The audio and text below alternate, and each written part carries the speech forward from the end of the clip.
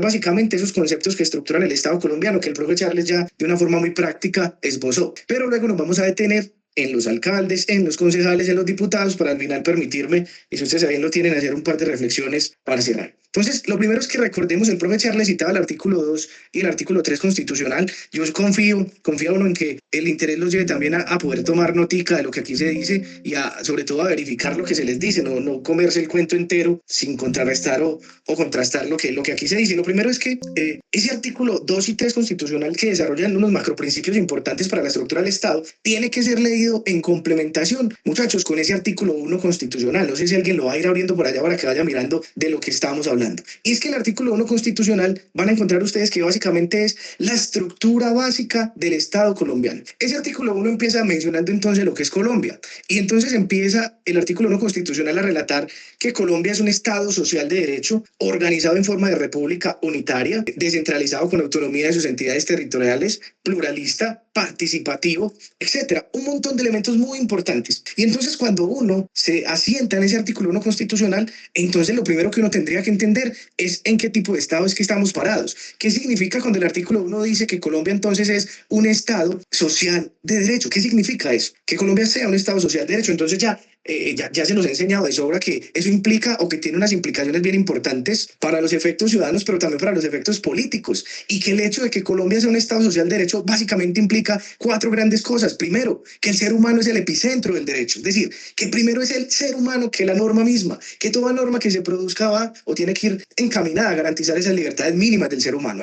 Por eso Colombia es un Estado social de derecho. Segundo, ¿por qué Colombia es un Estado social de derecho? Porque existe una sumisión del poder al derecho. No hay nadie por encima de la ley, al menos formalmente, jurídicamente y constitucionalmente hablando, aunque podamos hacer un millón de críticas en la práctica jurídico-política. Pero ese es el segundo gran elemento. El primero es que el ser humano es el epicentro del derecho. El segundo es que hay una sumisión del poder al derecho. El tercer elemento de ese gran concepto de Estado social de derecho tiene que ver con que el Estado tiene a su cargo unos objetivos sociales. Y entonces ahí empezamos a conocer y a estructurar un poquito el Estado nuestro, el Estado en el que vivimos. Un Estado social de derecho en el que el ser humano es el epicentro del derecho, una sumisión del poder al derecho en donde nadie está por encima de la ley, en donde se somete el poder y los poderes públicos. Por eso hay un sistema de pesos y contrapesos en el Estado, por eso hay una suerte de controles y subcontroles para que el Estado pueda funcionar correctamente, y unos objetivos sociales del Estado que el profe Charles ahorita los mencionaba de una forma bien interesante, que tienen que ver con esos fines del Estado: promover el interés general, garantizar a los ciudadanos vida, bienes y honra. Y eso es muy importante, muchachos,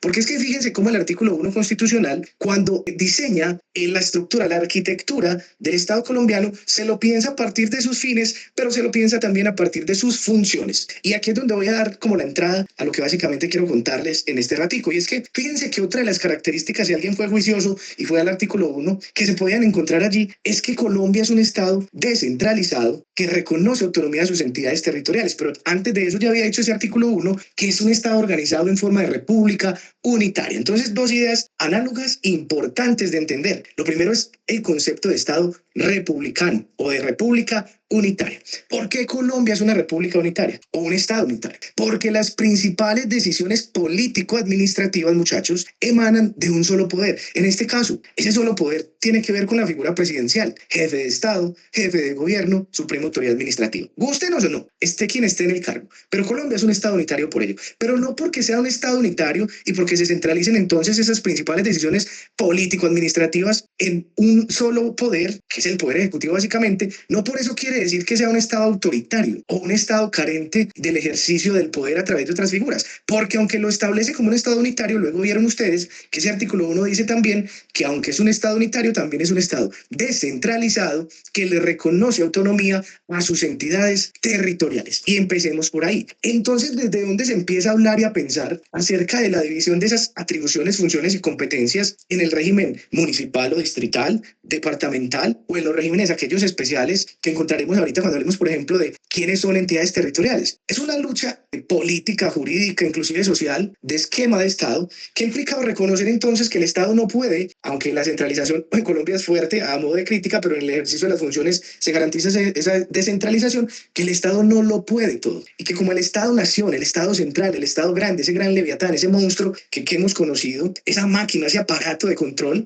que eso es lo que es el Estado, que como ese gran aparato no puede controlarlo todo, tiene que desprenderse de unas funciones, de unas competencias, de unas calidades para permitir que otros las ejerzan. Y esa necesidad de transferir funciones y competencias, esa necesidad de permitir la coayudancia en el ejercicio de competencias, de funciones, esa necesidad es la que privilegia un sistema descentralizado con la existencia de unas llamadas entidades territoriales. Entonces, por allá encontramos que la Constitución también plantea la existencia de unas entidades territoriales que ustedes y yo conocemos. ¿Qué es una entidad territorial? Hombre, básicamente las entidades territoriales son los municipios, los distritos, los departamentos, los territorios indígenas y en algunos eventos se trata como entidades territoriales a las provincias y a las regiones. Esto es muy importante, muchachos, porque cuando la Constitución le otorga autonomía a estas entidades territoriales, también les otorga la facultad para gobernarse. Yo voy a usar entre comillas el término autogobernarse, que es muy propio de la jurisdicción indígena, pero de autogobernarse, de poder decidir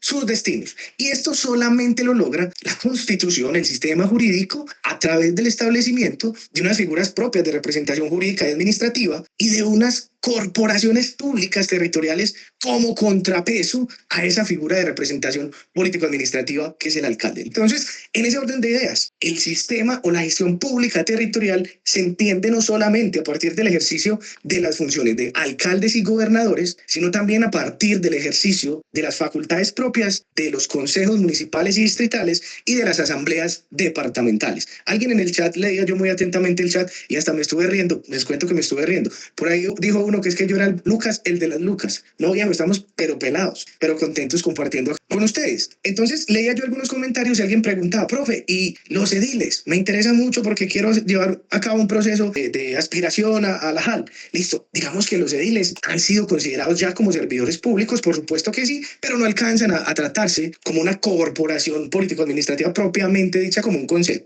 que eso luego seguramente en otro espacio lo veremos. Bien, esa introducción, con esa breve introducción, lo que quiero es contarles un poquito como el esquema o ese funcionamiento de lo que tiene que ver entonces con las alcaldías y los alcaldes, los consejos municipales distritales y finalmente terminar entonces con lo que son esas asambleas. Y hablemos primero, muchachos, de los alcaldes. Traigo ahí resumido un poquito porque es bueno a la visión darle también un elemento de recordación. Y parémonos en principio en la Constitución política. Y es que resulta que la calidad de alcalde, cuando yo me refiero a calidad de alcalde, me refiero a unas condiciones sine qua non, sin las cuales ese sujeto no podría aspirar a representar los destinos de ese municipio o de ese distrito, básicamente. Y esas calidades, de esas condiciones mínimas, están reguladas de forma expresa en la Constitución, pero también han sido complementadas en la Ley 136 del 94, en otras normas posteriores que la han modificado o derogado en apartados. Y en ese punto, hay que decir que como calidades generales se exige para ser alcalde, ojo con esto, generales, esto es,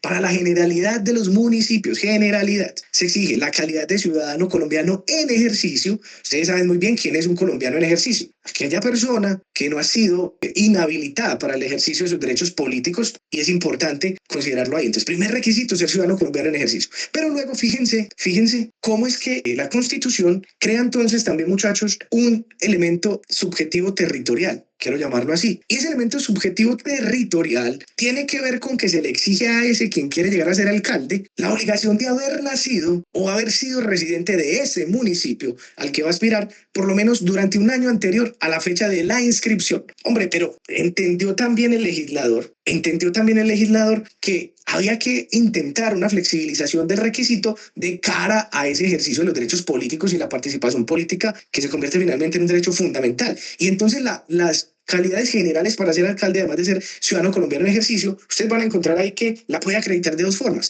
haber nacido o haber residido en el respectivo municipio durante un año anterior a la fecha de la inscripción, o, y estado es disyuntiva, o durante un periodo mínimo de 3 años consecutivos a cualquier época. Y ese es el requisito general para la mayoría de los municipios de los que ustedes hacen parte. ¿Me están escuchando? Ustedes me están escuchando, porque yo leo ese chat y veo como preguntas muy raras del tema. ¿Me están escuchando? ¿Me hago entender? Listo, perfecto, retomo. Ahora, hay ciertos entes territoriales, ¿cierto? Ciertas entidades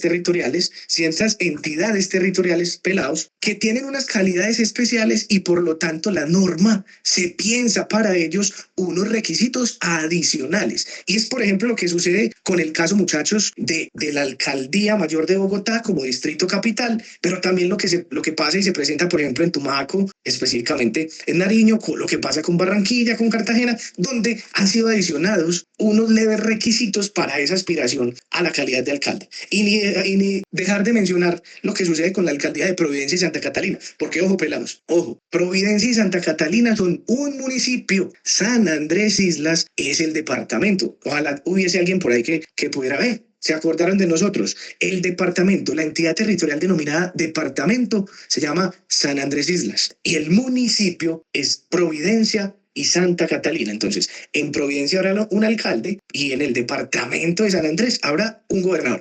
Finalmente, ahorita el profe de forma muy práctica explicaba la calidad de servidor público. Y no se les puede olvidar a ustedes, pelados, que conforme el mandato constitucional entonces será servidor público el empleado público, el trabajador oficial y los miembros de corporaciones públicas. ¿Listo? Y los miembros de corporaciones públicas. Ojo con esto, el alcalde o los alcaldes son empleados públicos, no son ni miembros de corporaciones públicas ni trabajadores oficiales, como bien lo dijo ahorita el profe. Entonces, como una primera conclusión de este capítulo de alcaldes, lo primero es que el alcalde entonces, o para ser alcalde, se deben cumplir con unas calidades generales, pero también eventualmente con unas calidades especiales que la norma trae. Y que esas calidades generales atienden a un mandato de temporalidad residencial, pero también a unas características de índole un poco más objetivas que deben ser verificadas previo entonces a esa inscripción, so pena de que luego entonces resulte anulada esa elección. Muy bien, hombre. Luego conoce uno las calidades, es decir, qué requisitos tengo que cumplir yo para ser alcalde. Ahora miremos un poco esto y es, listo, ya gané, soy alcalde. Ahora, ¿qué hace un alcalde? ¿Cuáles son las atribuciones y competencias de un alcalde? Y para esos efectos yo traigo en cita el artículo 315 constitucional, simplemente enunciativo. No pretendía llenarles de todas las normas que regulan, pero simplemente enunciativo, pero también lo que encuentran por allá en la ley 136. Y paren bolas con esto, muchachos, que quede pero bien claro. Las atribuciones y competencias de los alcaldes no es posible ubicarlas en una sola norma. Yo no le puedo decir a usted, las atribuciones y competencias de los alcaldes son taxativamente las que dice el 315 constitucional o la ley 136, porque cada vez que evoluciona el sistema jurídico, por ejemplo, en materia de ordenamiento territorial, por ejemplo, en materia de financiamiento público, cada vez que evolucionan estas normas se le atribuyen a las alcaldías y por supuesto a los alcaldes unas nuevas competencias. Sin embargo, quiero traer aquí como esta agrupación de estas 6 grandes funciones para que ustedes se puedan llevar una idea más o menos de qué es lo que sucede allí con el alcalde. Bien, con relación al consejo, hablemos de esas atribuciones del alcalde respecto del consejo. ¿Listo? Entonces, lo primero que hay que decir, pelados, es que con respecto al consejo, el alcalde no es superior jerárquico de los concejales, no es su nominador, no es su jefe. Por mucho que los recursos del funcionamiento del consejo salgan de los recursos de la entidad territorial, no del alcalde ni de la alcaldía, de la entidad territorial, los concejales no son ni subordinados ni dependientes del alcalde. Hay una separación de poderes, aunque aquí estamos hablando de rama ejecutiva pura y dura, también hay una separación de funciones y competencias y de roles. La palabra rol no le gusta mucho a los abogados, pero es una realidad. Hay una separación de roles en el esquema político. Entonces, con relación al consejo, van a encontrar ustedes, pelados, que al alcalde le va a corresponder, por ejemplo, presentar esos proyectos de acuerdo con los que él va a pretender cumplir o va a cumplir, porque es su carta de navegación obligatoria, ese plan de desarrollo que se propuso. Esa es una atribución clara del alcalde. Pero no solo para eso, sino también para, digamos,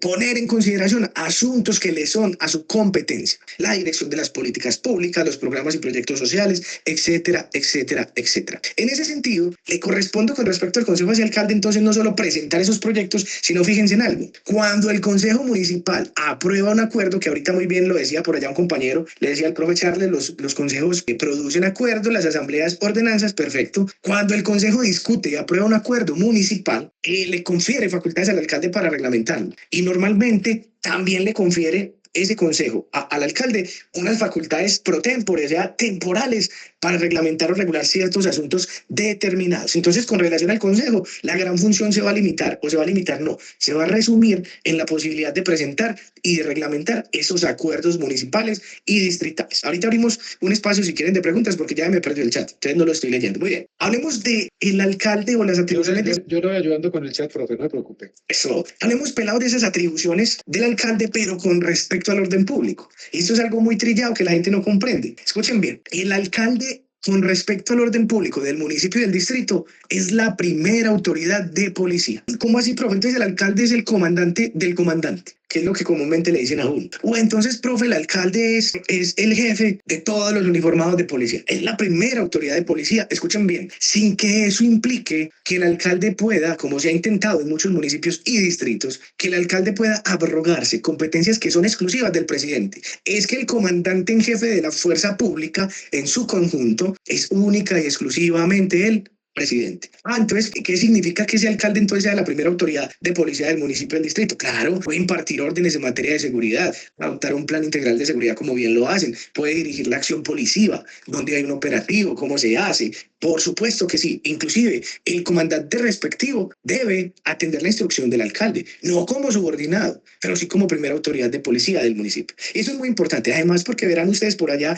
seguramente en otra charla, que se puede llamar, no sé, derecho administrativo sancionatorio o código de policía, que hay una gran diferencia entre el poder de policía, la actividad de policía, ¿cierto? Son cosas distintas. El poder de policía y la actividad de policía. El policía uniformado ejecuta una actividad de policía. El poder de policía es la posibilidad de reglamentos generales en materia de orden público. Eso es lo que puede hacer el alcalde. Entonces, fíjense que, por ejemplo, como primera autoridad de policía, el alcalde es el que puede decir, indicar dónde se puede consumir sustancias alucinógenas o restringir su consumo en determinados lugares, por ejemplo, en los parques públicos, a propósito de la gran discusión que se ha habilitado. Hombre, con respecto a la nación, al departamento de otras autoridades jurisdiccionales, le corresponderá pelados al alcalde, entonces, cómo ayudar a la consecución de sus fines. Es el alcalde quien debe propiciar que los jueces y demás autoridades jurisdiccionales que sin ser jueces deciden derechos, eso es una autoridad jurisdiccional, puedan ejecutar su labor.